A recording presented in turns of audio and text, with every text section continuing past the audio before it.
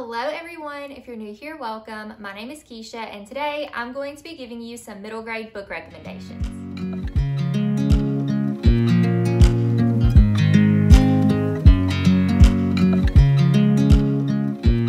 Middle grade March is quickly approaching, and this is the time of the year that I always like to try to do some middle grade recommendations. And I wanted today to do a couple of different things. One, I wanted to talk about some books that I absolutely love that you constantly hear me screaming at you to read.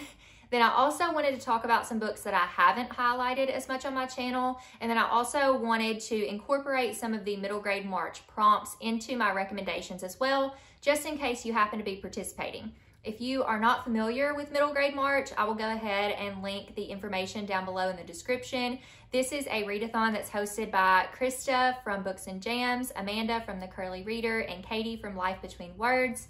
And these ladies have been doing this for the past 5 or 6 years now, and I absolutely love participating. It is just essentially a month-long readathon where you can read a bunch of middle grade books. And just reading one book means that you participate. So if you just want to try out some middle grade, I'm going to give you about 20 recommendations today. I'm going to go ahead and start out with the books that fit into the prompts for the readathon. So the first prompt is to read a sci-fi, dystopian, or apocalyptic book. And I didn't know if I would have any recommendations for this or not, but I actually have 2 that I really love. The first one is a sci-fi, and it is called The Lion of Mars by Jennifer L. Holm. I read this book back in 2021, and I don't read a lot of sci-fi books, but I really loved this one. It follows an 11-year-old boy named Bell, and Bell lives in this colony on Mars, and he and these people are part of one of many colonies on Mars, but their colonies do not really coexist with each other. They coexist, but they don't have anything to do with each other. Bell is just like any other kid. He loves cats, he loves to eat cake, and he's very curious about everything. Like, why do teenagers act the way that they do? And now, why is his best friend Trey wanting to switch rooms? And also, what kind of secrets are the adults keeping?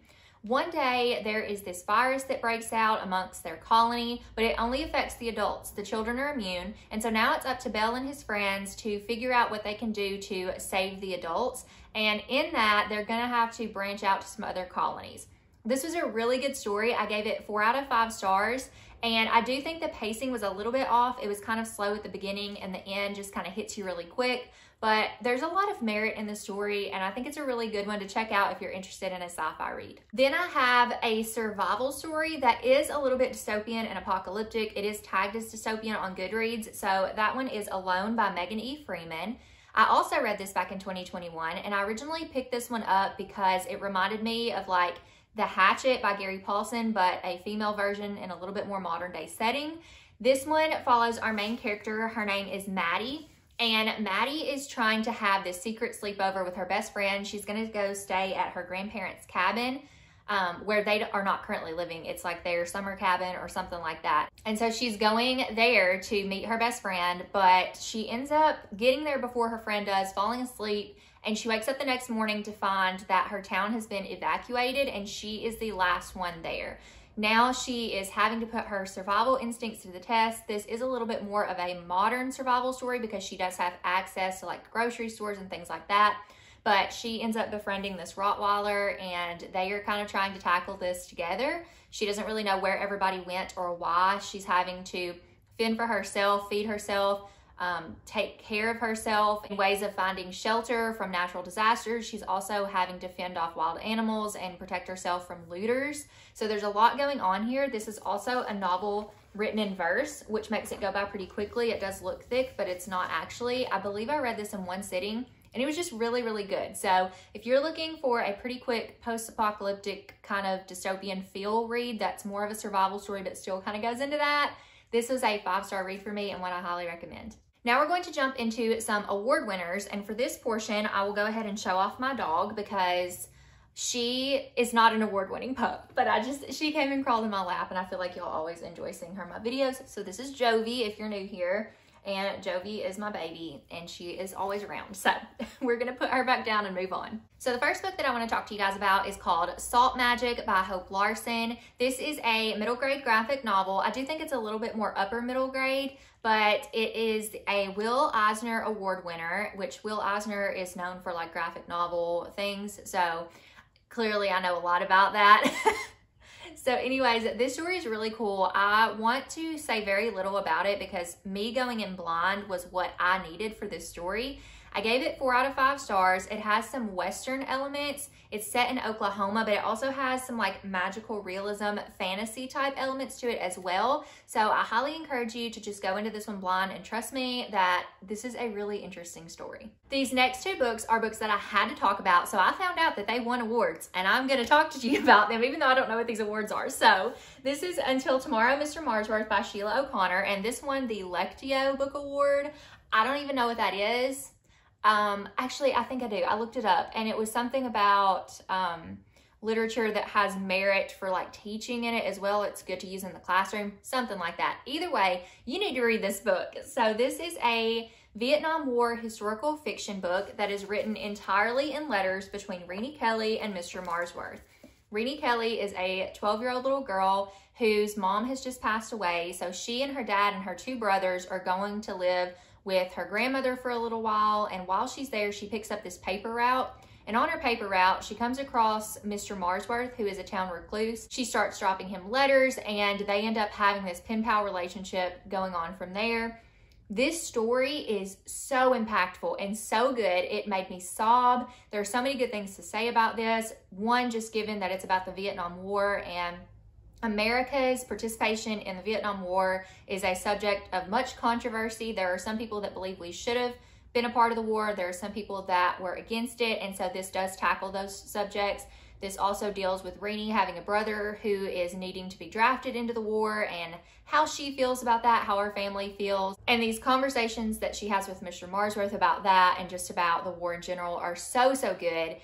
I just love the story so much. At the end, there was just one thing after another that kept unraveling that you find out in the story, and it was so good. 5 out of 5 stars. I will never not recommend this one. The next book is an SCBWI Crystal Kite Book Award winner. No idea what that is, but you need to read A Place to Hang the Moon by Kate Albus. This is a World War II historical fiction, and I know there are a lot of those out there, but let me just tell you, this book is not at the forefronts of the war. It is more behind the scenes and deals with found family, and it is honestly just a warm hug. You need this book in your life.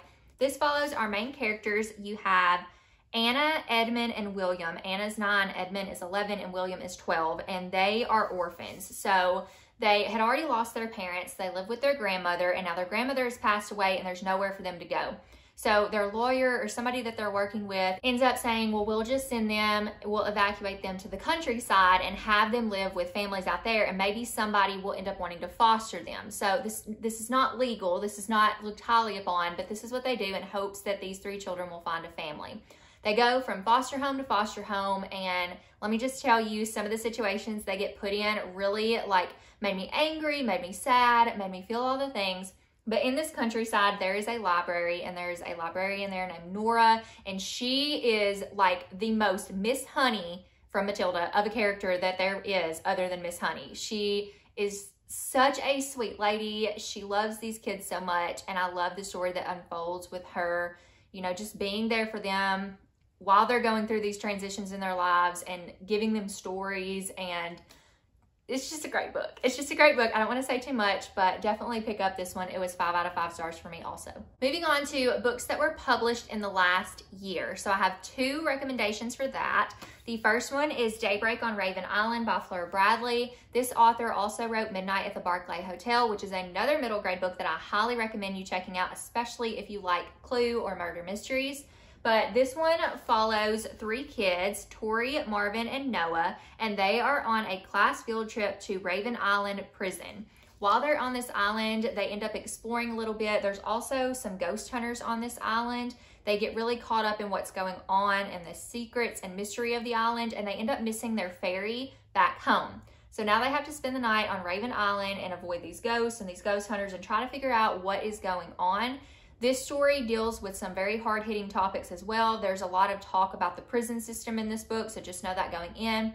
Overall, for me, this wasn't a favorite, but this is a book that I feel like will have an audience, so I wanted to recommend it because I haven't talked about it a super ton. So for me, it was really slow most of the way, and then it just kind of jam-packed everything into the end. Again, this does talk about the prison system, and there's some resources in the back on that and how, you know, having a family member in prison can affect you as a kid, or just in general how the prison system works. So that is kind of what this is themed around. It also is kind of inspired by Alcatraz prison, which is why like there's Raven Island, and it kind of goes into that a little bit as well. But if that sounds at all interesting to you, I do recommend picking it up. This was a 3-star good read for me. The next book that was published last year is The Clackety by Laura Simph. I actually got an advanced reader copy of this book, and I was obsessed, so I got a final copy as well because I wanted to support the author. Laura Simph is a debut author. This is her debut novel, and it is so stinking good. This is the first book in her Blight Harbor series. She's already released the cover and announcement for The Night Housekeeper, which is her next book in this series, and I cannot wait to follow Evie Von Rath again. This is one of my favorite characters. I don't even know if I can do this synopsis justice, so we're just going to read it to you. But it says, Evie Von Rath lives in Blight Harbor, the 7th most haunted town in America, with her aunt Desdemona, the local paranormal expert. Des has only one rule: stay out of the abandoned slaughterhouse at the edge of town. But when Des goes missing, Evie has no choice but to enter the ominous building. There she meets the Clackety, a shifty creature that lives in the shadows and seams of the slaughterhouse. The unsettling entity will help Evie get Des back, for a price. She must find the ghost of John Jeffrey Pope, a serial killer who once terrorized Blight Harbor long ago. Evie reluctantly agrees to journey into a chilling other world filled with hungry witches, penny-eyed ghosts, and other dangerously fickle beings, all while being pursued by a dead man whose only goal is to add Evie to his collection of victims. Will she ever find Des, or is the Clackety plotting something far more sinister? This is such a good story. It is so immersive. It's spooky. It reminds me a little bit of Coraline, but I love that there's so many good messages in this story. To me, there were some like religious tie-ins. I don't know if that was intentional or not, but just as someone who's a Christian, like I took some Christian tie-ins from this. But I feel like you could take a lot from this just in general, like life lessons and just being courageous and doing the hard things and being brave. And there's just so much here. Like there's illustrations in this book as well. Let me see if I can find the one to reference what I would like to talk to you about. Okay, so when Evie goes into this world to find her Aunt Des, she enters this world of these different houses. So you can see those here. And each of these houses represents a different thing. There's one that looks like her house. There's one with lots of faces. There's one that has witches, and it looks very much like the witch's house from Hansel and Gretel. And like, I don't even know how Laura Simph had all this stuff in her head. She is such a creative mind, and the story was done so well. I cannot say enough good things about this. Even if you don't typically like spooky middle grade, I think this is so good. And she even threw in a little bit heavier of an element with there being a ghost of a serial killer, but I don't think it goes so far that it would be too scary for kids. But like, this is just so good. It was 5 out of 5 stars. If you haven't picked this one up yet, make sure you check it out before the second one comes out later this year. The next prompt for Middle Grade March is to read a book with a neurodiverse character, and I'm sad to say that I actually don't feel like I've read a lot of books with neurodiverse characters, but last year I read one and I loved it so much. It pulled at my heartstrings. It was so good, and so I had to bring that one up again, and it is a World War II historical fiction book. It is called The Day the World Stopped Turning by Michael Morpurgo. This is the same author that wrote War Horse, which you may recognize from the book or from the movie, and I'd never heard of this one before. And it follows our main character, who starts out being this guy named Victor, and Victor is being told this story by Kezia. And Kezia tells the story of herself. She's a Roma girl, and she is helping her parents with this carousel, and there is also this other character named Lorenzo, who is the neurodiverse character in the story. He is autistic, and he is obsessed with the flamingos. He loves to run with them through the salt flats, and he loves music. He loves routine. He loves all of these things, and he goes to this carousel and meets Kezia there, and he actually can't ride. His family has horses. He can't ride them because he can't balance to stay on top of them, but he is able to ride one of the wooden horses on the carousel. And it is the sweetest friendship story that develops throughout this between Lorenzo and Kezia, and you get to hear that story from Kezia herself as she is recounting this to Victor. And I have nothing but good things to say about this book. It is written kind of odd. I don't know how to explain it because it jumps back and forth, and sometimes it seems a little irrelevant that the story is being told this way and that Victor is not maybe as important of a character, but I cannot discount how good this book was. It is a 4.5 out of 5 stars for me. Honestly, would probably round it up to a 5, but I love Lorenzo's character. I love how he sees people, how he has this protectiveness for his loved ones about him. I love how he just attacks the world. I love his creative side, and I love that it just represents a neurodiverse person as such an intellectual person. Like, sometimes I think we look at people who have disabilities and we think, oh, well, they're not capable of doing this, that, or the other. But sometimes they are the most intelligent, amazing people you will ever meet. And I feel like this book does a really good job of expressing that through Lorenzo's character. So I definitely would recommend this if you are in search for a book with a neurodiverse character, and also maybe if you like historical fiction. Again, 4.5 out of 5 stars, so good. The next prompt I think is probably the easiest. It is to read a book with sky or sea on the cover. So I feel like there are tons of books. You could even like stretch that a little bit depending on how you want to look at it. But one book that I want to talk about is another historical fiction, and this is Letters from the Lighthouse by Emma Carroll. It's also a World War II book. It's set in February 1941. A bomb blast, a chance encounter, and her mother's coat. This is all Olive can remember of the night her sister Suki went missing. With London unsafe, Olive and her brother are evacuated to the Devonshire coast to stay with a mysterious lighthouse keeper. There, Olive must solve a mystery of her own, a strange coded note which seems to link Suki to Devon, and to something dark and impossibly dangerous. This story really took me by surprise. It shouldn't have, because Emma Carroll is known to be the queen of middle grade historical fiction, and I absolutely 10,000% agree with that. This is such a good and immersive story. It's not even that long, but I felt like there was so much jam-packed into this, and it was so well written. I love the mystery behind this. I love the family elements and how you see how a war can bring a community of people together and be brave and stand up for their rights and the people that they love and all those things. And I love also, I think one thing when we are looking at wars, we always look as one side is the bad side and one side is the good side. And sometimes we look at the bad side as a whole people. So example, if you're looking at a country and you're at war with and you think, oh, all these people are bad, you forget like there are actual real kind, good people there. And these people are human just like you and me. And I think this story does a really good job of just reminding you that a people is not bad. There may be a couple of bad people. There are bad people all over the world. There are good people all over the world. And I really think this just puts that into perspective in how you view people, especially during times of war. And I love that so much. This book brought tears to my eyes. I highly recommend it. It was 5 out of 5 stars, and I definitely want to pick up more from Emma Carroll. I also forgot to mention, this obviously has the sky and a sea on the cover. Then we have Tide Song by Wendy Zhu, and obviously this one has the sea on the cover. This is such a cute middle grade graphic novel. It's a little bit fantasy as well, and it follows a young witch and a young dragon as they are trying to deal with kind of a coming of age story for both of them. The witch is trying to learn to hone in her powers, and the dragon is potentially trying to escape something he feels he needs to. And I don't want to say much more about it than that. Go in blind like I did. This was such a sweet story. It was 4 out of 5 stars for me. And again, it fits this prompt because there is a sea on the cover. Next, we have The Haunting of Avalon Jones by Phil Hicks. This does have the sea in the background here. This is like if you want Gilmore Girls, but make it spooky. So like still kind of cozy, but also spooky coastal vibes. Pick up The Haunting of Avalon Jones. This is a very classic ghost story.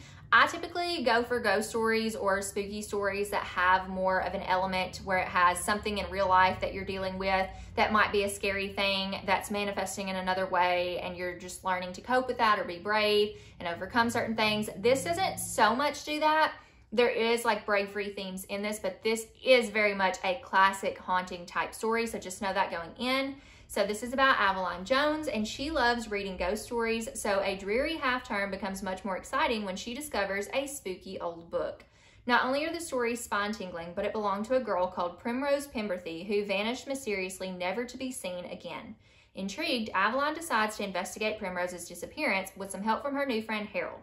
Now, someone or something is stirring and is looking for Avalon. This was a really good story. It is the first book in a trilogy. I'm not sure if there's going to be more than 3 books, but it is very well done. Classic ghost story, 4 out of 5 stars for me. Next, I want to talk about another graphic novel. This is called The Awakening Storm, City of Dragons, Book 1. This is a great story if you like things like American Dragon Jake Long or Amulet or adventure stories. This follows a girl who has just moved to Hong Kong with her family, and she's trying to fit in at her new school. She ends up finding a dragon egg, and it hatches, and it is the cutest thing in the world. It makes me want my own little dragon egg, but this is very dangerous for her. So she's finding out some secrets that go along with the dragon and the town that she's in along the way. This is a great story. It's the first book in a series, and I cannot wait to get to the next one. This first one I think was 4 out of 5 stars for me, so definitely recommend that one. And obviously it does have the sky on this cover as well. You might have to look a little closely, but I mean, most books have a sky. So like I said, this is a really easy prompt to fill. I could not get through this video without recommending Small Spaces by Catherine Arden. If you have been around here for a while, you know that this is one of my all-time favorite spooky middle grade series. There are 4 books in the series, and they are all so good. This does have a sky on the cover. It is purple, but it's a sky, and it works. So we're going to use this here. I love this series so much. It follows Ollie, Coco, and Brian. And Ollie ends up finding this book that tells the story of these 2 brothers and some stuff that happened to them on this creepy farm. The book is called Small Spaces, and she ends up saving this book from a woman who's trying to throw it away, reads it, and then her and her classmates end up going on this field trip to this farm that just so happens to be the farm from the stories. She is introduced to the Smiling Man and some creepy scarecrows along the way, and man, is this book just, it's so scary. Like, for a middle grade book, it kind of reminds me of Goosebumps, but maybe even scarier than that. I don't know. Definitely freaked me out. The second book in this series is Dead Voices. That one was also spooky. It has more of a paranormal element. The third book is Dark Waters. It has more of a kind of like seaside scare tactic element. And the fourth one is Empty Smiles, which has clowns as the scare tactic. All of these books are so stinking good. They're all set in different seasons. So this one starts in the fall. So you have fall, winter, spring, and summer, and that's how they're laid out in the book series. I'm so sad that there are no more books in the series because this was so good. But if this sounds at all interesting to you, definitely check it out. It is one of my favorites. I do have a couple of other books that don't really fit the prompts that I want to talk about. There's a couple you could stretch, so I'll just go ahead and mention those first. So we have Winter House by Ben Gooderson. This has a sky back here. You've got the mountains and you've got a little bit of sky on the cover, so you could definitely use that. This is a book that if you like books like Green Glass House, if you like books like Midnight at the Barclay Hotel, if you like murder mysteries and Clue and family secrets and stuff like that, definitely check this one out. I'm not going to go into a really long synopsis of this one because I think this is one that's good to go in a little bit blind. But definitely check out Winter House if you haven't already. This was such a good book. It's the first in a trilogy, and this was I think it was a 4 out of 5 for me. I can't remember if it was 4 or 5 stars, but either way, highly recommend it. Then we have Watch Hollow by Gregory Finero. This book took me by complete surprise at how much I loved it. It's a 4.5 out of 5 stars for me. There is a sky back here. It's orangey on the cover. You can count that for that prompt if you'd like. But this is such a cool kind of magical realism fantasy-esque type story with a little bit of steampunk as well. Deep within an enchanted woods in the town of Watch Hollow stands the once grand Blackford House, whose halls hold a magical secret. A giant cuckoo clock that does much more than tell time. But when the clock's gears cease to turn, an evil presence lurking among the trees begins to come out of the shadows. Of course, when Lucy and Oliver Tinker arrive in Watch Hollow, they have no idea that anything is wrong. A mysterious stranger has made their father an offer that's too good for him to refuse. All Mr. Tinker needs to do is fix the clock at Blackford House, and fistfuls of gold coins are his to keep. It doesn't take long, however, for the children to realize that there is more to Blackford House than meets the eye. And before they can entirely understand the strange world they've stumbled into, Lucy and Oliver must join forces with a host of magical clock animals to defeat the Gar, a vicious monster that not only wants Blackford House for itself, but also seeks to destroy everything that the Tinkers hold dear. This is a little bit spooky of a story as well, if you couldn't already tell that, but it reminds me a lot of the Spiderwick Chronicles also. So if you love any of the things that I mentioned, check this one out. It was so good, and there's also another book in the series, and I need to get to that one because it has a labyrinth in it, which sounds so cool. Next, I have another spooky middle grade. This one is Shadow School Archimancy by J.A. White. I picked this one up because I loved J.A. White's book, Night Books. This is the first book in a series. I think it's a trilogy. I'm not really sure if there's more or not, but this follows Cordelia Lou. She is new to Shadow School. She is going to this boarding school now, and she notices that there are some ghosts. I love this cover because you can see like who's a ghost from here. Like these two right here are actually ghosts. I love that that's an element of this story. But she finds out that there are ghosts here, but they seem to be trapped. And so she's trying to figure out what is holding them here, what's going on with this school, and how she can set them free. This was a 4 out of 5 star read for me. I am not sure if I'm going to continue in the series or not. I did really enjoy it, but it just wasn't one of my favorites. But I do have the second book, so we'll see. But I think this is still a really good one, especially if you like dark academia. Next, I have a graphic novel. This is Katie the Cat Sitter by Colleen A.F. Venable and Stephanie Yu. This is such a cool story. It follows Katie, and Katie is dreading the summer because she really wants to go to the summer camp with her best friends, but she doesn't have the funds to do so. So she's trying to save up, so she ends up cat sitting 217 cats that all are a little bit different. They all have these different, let's say, personalities about them. And so she's doing that while on the side, there is this vigilante situation going on. This person is kind of seen as a villain, but also they seem to be doing some good things throughout what they're doing. So Katie's also trying to figure that out along the way. This is the first book in a series. I absolutely love this one and gave it 5 out of 5 stars, and I cannot wait to continue on with this series. Next, we have The Book Wanderers, Pages & Co. by Anna James. This is such a cool story. The magic system in this story is really incredible and really well thought out, and honestly, it was done so well that like by the end of this book, I was like, no, this is real. Everything that happened, everything that's going on, all of this is possible and it's real. That's how good this story was.